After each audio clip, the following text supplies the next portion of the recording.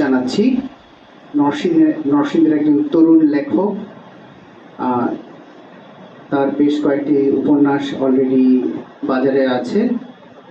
Thriller লেখক, আমাদের প্রগতি লেখক সংঘের একজন সদস্য জনাবা মনোয়ারা স্মৃতি। আসসালামু আলাইকুম। আজ আমরা সকলে একত্রিত হয়েছি একটা সুন্দরের ভেতর সৌন্দর্যটুকু হৃদয়ঙ্গম করার জন্য।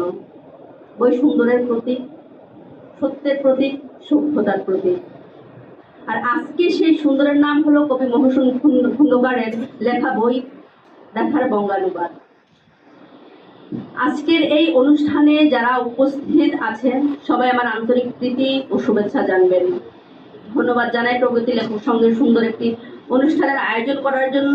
ধন্যবাদ আয়োজকদের, আমার মতো অতি নগণ্য একজনকে আপনাদের মাঝে আমন্ত্রণ জানানোর জন্য। আজ আমরা যে অনুষ্ঠানে উপস্থিত হয়েছি সে অনুষ্ঠানের নাম ব্যথার বঙ্গানুবাদ। আর এই বইয়ের পাঠ অনুষ্ঠানে আছি আমরা। পাঠ বলতে আমরা বুঝি কোনো কিছু পড়া, শুধু পড়াই যে পাঠ নয় সেটা আমি বলতে চাই। পাঠ হলো কোনো নির্দিষ্ট ভাষায় লিখিত মুদ্রিত বর্ণ, বিরাম চিহ্ন, শব্দ, বর্ণ, বাক্য ইত্যাদি দিয়ে গঠিত কোনো পাঠ্যবস্তু বা বার্তা, যা থেকে তথ্য আহরণের উদ্দেশ্যে চোখ দিয়ে দেখে মনের ভেতর প্রক্রিয়াজাত করে সেগুলির অর্থ অনুধাবন করার প্রক্রিয়াকে বোঝায়। কবি মহসিন খন্দকারের ব্যথার বঙ্গানুবাদ বইটির প্রতিটি কবিতা গূঢ় রসায়নে পরিপূর্ণ। প্রতিটি কবিতা চোখ দিয়ে দেখে মনের ভিতর প্রক্রিয়াজাত করে সেগুলোর অর্থ অনুধাবন করতে হয়।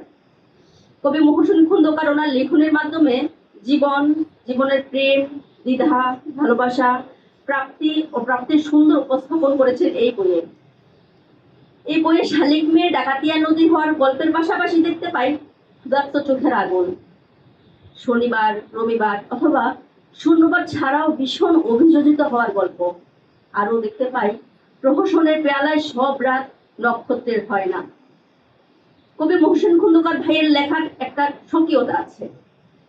কবির অভিধান শব্দ সমৃদ্ধ। কবির নাম না দেখে যদি একটা কবিতার যে কোনো, যারা নিয়মিত পাঠক, যারা নিয়মিত কবিতা পড়েন, আমার মনে হয় না যে ওনার নাম দেখে দেখতে হয়। কবিতা পড়ার পর বোঝা যায় যে এই কবিতার লেখক কে, উনি কে লিখেছেন কবিতা। এইটা একটা কবির জন্য আমি মনে করি অনেক বড় সার্থকতা।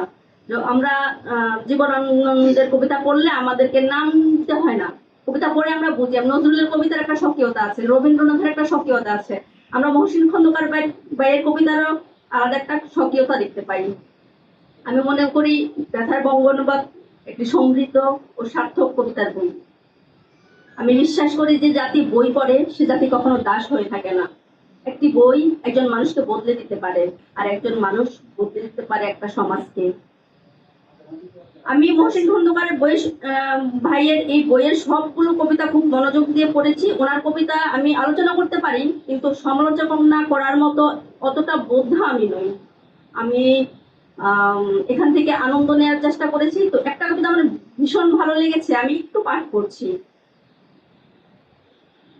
বুহের বৃত্তে বাড়া বান্ধে দর করাই না দুপুর, তোমারে কইছিলাম গাঙ্গে যাইও না, হুদাহুদিতে দেউ দিছ।